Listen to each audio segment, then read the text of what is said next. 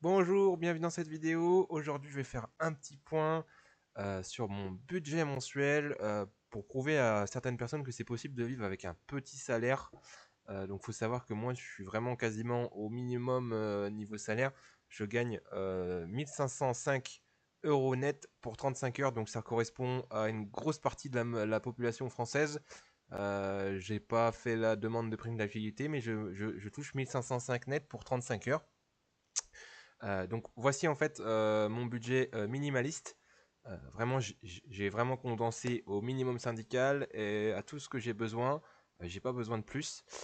Donc en fait, moi je suis propriétaire d'un petit appartement en 46 mètres carrés que j'ai réussi à payer comptant. Donc je n'ai pas de loyer, ce qui fait que j'arrive à vivre assez correctement avec un petit salaire. Donc je dois pas malheureusement payer des charges de copropriété qui s'élèvent à environ 120 euros mensuellement. Donc en fait moi je les paye de façon trimestrielle. Et dedans en fait vous avez l'eau inclus. Donc en fait il y a mon abonnement d'eau dedans. Donc j'ai pas à rajouter d'abonnement. La conso et l'abonnement est dedans. Donc en fait si vous multipliez ça par 3 je paye environ 360 euros par trimestre de charges de copropriété. Donc ça reste correct pour un appartement. J'ai déjà vu des choses pires que ça.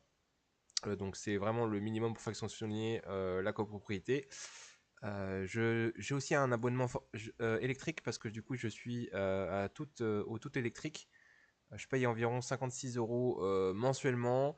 Je chauffe pas l'hiver, je mets des pulls, voilà.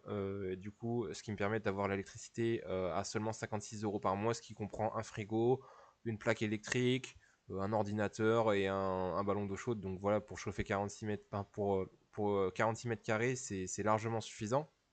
Bien sûr, comme je suis propriétaire, donc je paye une taxe foncière, alors qui certes est élevée, mais je suis dans une ville vraiment très proche de la mer, donc environ 500-600 mètres de la mer. Du coup, c'est assez cher la taxe foncière. Donc, c'est une ville d'environ 400 000 euros, 400 000 habitants. Et on peut voir que je paye 90 euros de façon mensuelle sur, euh, sur mon compte directement. Donc, c'est un débit automatique. Comme ça, j'ai plus à penser à ça. Avant, je devais penser à chaque fois combien je devais mettre de côté. Et à la fin, bah, la somme, elle changeait toujours. Donc là, j'ai fait une estimation, donc c'est à peu près 90 euros par mois, ce qui représente. euh, donc alors le paiement est pas sur 12 mois, il est plus sur 9 ou 10 mois. Du coup, on est autour des 920 euros à peu près de taxes foncières par an. Alors c'est assez élevé pour le peu de surface que j'ai, mais bon, je suis dans une assez grande ville et il y a ça aussi des avantages. Je paye aussi une assurance habitation donc de 14,18 euros par mois. Donc en fait, cette assurance habitation, c'est juste l'assurance pour mon appartement. En cas d'incendie, en cas de vol, je l'ai mis au minimum. J'ai jamais eu de problème en plus de 8 ans. Et je paye 14,18 euros chez Direct Assurance. Donc c'est vraiment un tarif qui est vraiment bas. Donc il faut savoir que tout ce qui est abonnement, je vais recomparer tout ça chaque année pour voir si je suis encore assez compétitif ou pas ou si je peux diminuer. Donc je vous conseille vraiment d'aller faire. Vous allez sur Google et vous tapez comparateur assurance. Vous prenez par exemple le premier lien, je sais pas, je prends par exemple le Lynx. Vous voyez, et en fait, là, vous recherchez votre assurance, par exemple, habitation, et donc là, vous refaites une simulation tous les ans pour voir si vous pouvez économiser là-dessus. C'est vraiment important de le faire.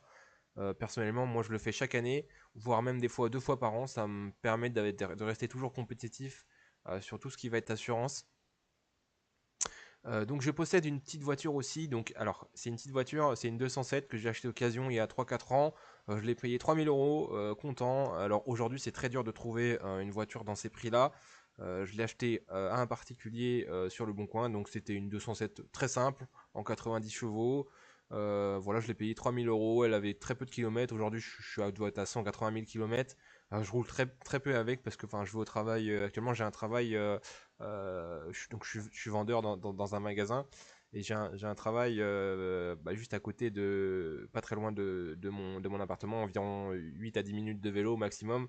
Donc honnêtement, la voiture, je l'utilise une fois par semaine pour aller faire les courses, voire des fois le week-end, vraiment très rarement pour des petits déplacements, surtout pour aller faire les courses parce que c'est pas très pratique en vélo, même si je pourrais la revendre et du coup diminuer mon confort par rapport à ça.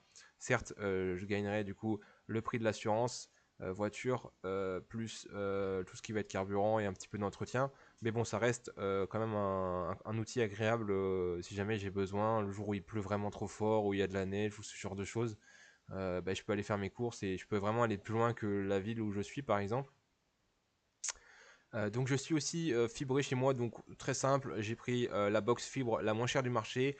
On est sur la box RAID de SFR, donc c'est pas le meilleur des opérateurs, c'est pas non plus le plus rapide, donc j'ai 1 gigabit descendant, parce que j'aime bien jouer aux jeux vidéo, j'aime bien regarder des films, j'aime bien télécharger, donc j'ai besoin plus que des datas de mobile.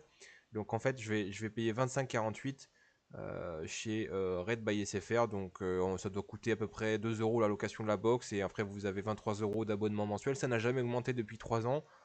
Très correct.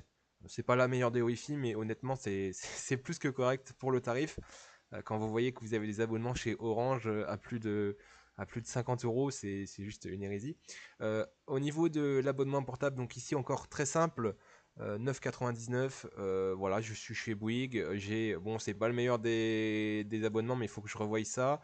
Je suis à 9,99 par mois. J'ai appel SMS illimité, 50 gigas de data. Je pense que je pourrais faire mieux, mais il faudrait, je pense, réduire le débit du réseau en passant, je sais pas si tu sais faire ce genre de choses. Pour l'instant, ça me suffit. J'utilise très peu mon téléphone, hein, c'est juste pour les applis bancaires, passer des coups de téléphone, enfin les applications de base de la vie courante. Alors il faut savoir que je suis propriétaire, mais je vis en couple, donc j'ai certaines dépenses qui sont quand même divisées par deux. Ici, on est sur l'alimentation, donc moi je me suis fixé un budget de 200 euros par mois. Pourquoi 200 euros par mois? Parce qu'en fait, tout simplement, bah, ça me suffit largement. Ça représente 50 euros par semaine. Alors, il y en a certains qui diront que c'est impossible de vivre avec 50 euros par semaine de nourriture. J'achète pas de marque, j'achète pas non plus du Eco Plus. Moi, je fais mes courses chez Leclerc, donc en fait, ça me suffit largement. Donc, j'achète soit de la marque Repère, j'achète principalement des aliments bruts, c'est-à-dire que j'achète pas des saloperies comme de la marque, vous voyez, des gâteaux industriels, ce genre de choses. Ça coûte une fortune. Moi, j'en achète pas. J'achète un peu de viande, de la viande blanche, du poisson, des légumes, surtout beaucoup de légumes surgelés. Je mange beaucoup de féculents, des bons fruits, ce genre de choses. Et en fait, honnêtement, avec 50 euros par semaine, ça suffit largement. Sachant qu'en produit d'entretien, bah, j'ai pas besoin d'énormément de choses. Bah, juste des sacs poubelles, des éponges et quelques produits pour nettoyer. La lessive, je la fais moi-même pour faire des économies et honnêtement, c'est le même résultat, sauf que ça me coûte à peine 20 à 15 centimes le litre. Franchement, c'est top. J'ai mis une ligne carburant parce que du coup, je fais un tout petit plein d'essence un micro plein d'essence de 30 euros par mois dans ma voiture. Ça me permet tout simplement de rouler un petit peu avec, voilà, pour faire les déplacements, pour faire les courses, pour tout ce qui va être petit déplacement le week-end. Donc des fois, je peux mettre plus, mais honnêtement, 30 euros, ça suffit largement, sachant que bah, moi, j'ai un petit vélo et je vais au travail à vélo bah, tous les jours. Donc je travaille 5 jours par semaine, je suis en 35 heures. Du coup, moi, je fais que mes allées à vélo. C'est beaucoup plus rapide pour moi dans le centre-ville où je vis. Je me suis laissé bien sûr un petit budget loisir. Bien évidemment, je vois certains qui vivent sans loisir. Pour moi, c'est impossible, c'est intenable sur le long terme. Je me suis mis 120 euros, donc dans ces 120 euros, c'est pas forcément un budget qui est entièrement utilisé tous les mois. Ça me sert pour faire allez, un ou deux restaurants par mois, quelques petites sorties, un petit ciné par-ci par-là. Alors, je suis pas quelqu'un de très consumériste, mais en gros, 120 euros pour moi, c'est plus que correct. Voilà, c'est vraiment, on peut faire des choses agréables sans forcément devoir mettre 300 euros de budget de loisir, acheter des vêtements tous les mois et tout. Non, non, personnellement, j'achète des vêtements une fois par an. Ça me suffit largement, voire pas tous les ans. J'ai des chaussures, ça fait longtemps que je les ai et elles tiennent super bien. Donc pour moi, je suis vraiment quelqu'un de très minimaliste. J'ai pas besoin de beaucoup pour vivre, mais du coup, j'ai des choses quand même qui tiennent très longtemps. Il faut savoir que le bonheur, on le trouve pas forcément dans la consommation, les objets et tout. Moi, j'ai très peu de choses chez moi, mais c'est des choses qui vont être de qualité, que je vais tenir très longtemps. Donc, du coup, avec ce budget, ça fait un budget mensuel approximativement de 696 euros. Donc, ça peut paraître énorme.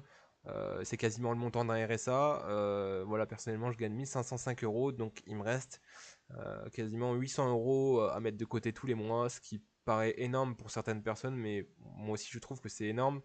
Je connais des gens qui gagnent 2000, 2500 qui n'arrivent pas à mettre cette somme-là. En fait, tout ce qui compte dans la vie, c'est les dépenses. C'est pas combien vous gagnez en fait, c'est plus moins vous dépensez, bah, plus vous allez pouvoir épargner et moins vous aurez besoin de travailler dur. Si par exemple j'avais 2000 euros de dépenses mensuelles, il aurait fallu que je gagne 3000, 4000, mais il y a très peu de jobs en France qui permettent de faire ça, ou alors il va falloir sacrifier son temps libre, faire beaucoup d'études. Moi j'ai juste un petit travail sans stress, un petit travail de vendeur. Voilà, pas de stress. Je fais mes 35 heures, je rentre chez moi, il n'y a pas de souci. Ce qui fait un taux d'épargne d'environ de 53%. Voilà, donc une partie est versée sur mon PEA en DCA mensuel, une autre partie je le mets sur mon livret A, des fois je mets plus, des fois je mets moins. Ça m'arrive aussi de partir une fois par an en vacances, donc je pars une fois par an en voyage, je me fais un petit voyage. Donc en gros un petit voyage avec 1000 euros par an, ça permet largement de faire un petit voyage. Alors bien sûr j'ai pas d'enfant donc je peux partir en voyage hors saison, donc pour 1000 euros on peut se faire une bonne semaine ou 15 jours en Europe, ou alors même aller économiser un peu plus et aller plus loin. Voilà, donc on retrouve ici mon budget mensuel donc de 696 euros. Donc c'est oui, c'est possible de vivre avec un petit salaire. Bien sûr, je n'ai pas de loyer et j'ai fait quand même pas mal d'économies sur tout ce qui va être abonnement et assurance. J'ai vraiment pris le minimum. Je me déplace principalement en vélo. Je fais attention quand je fais les courses. J'achète pas n'importe quoi. J'achète pas des saloperies. J'achète pas des trucs pleins de sucre avec de la marque. Donc j'achète pas de l'éco plus, mais j'achète de la marque Repère chez Leclerc généralement. J'achète des fruits, des légumes surgelés, des légumes bruts. J'achète de la viande et je cuisine moi-même. Donc voilà, c'est possible d'épargner avec un petit salaire. Ça se fait. Bon là, j'ai forcément pas de loyer, donc ça aide. Mais même si j'avais un loyer de 400 euros par exemple, bah, j'arriverai toujours à mettre quasiment 400 euros de côté, ce qui fait toujours plus que la totalité des Français. Il m'a dit, bah non, il faut faire des sacrifices. Je touche pas la prime d'activité, mais je pourrais le faire, ce qui me rajouterait environ 100, 150 euros, c'est toujours un plus. Je vais voir par rapport à ça. Voilà, c'était tout pour cette vidéo. Vous connaissez mon budget mensuel. Je voulais vous montrer que c'est possible de vivre de façon frugale tout en étant heureux. Voilà, à bientôt.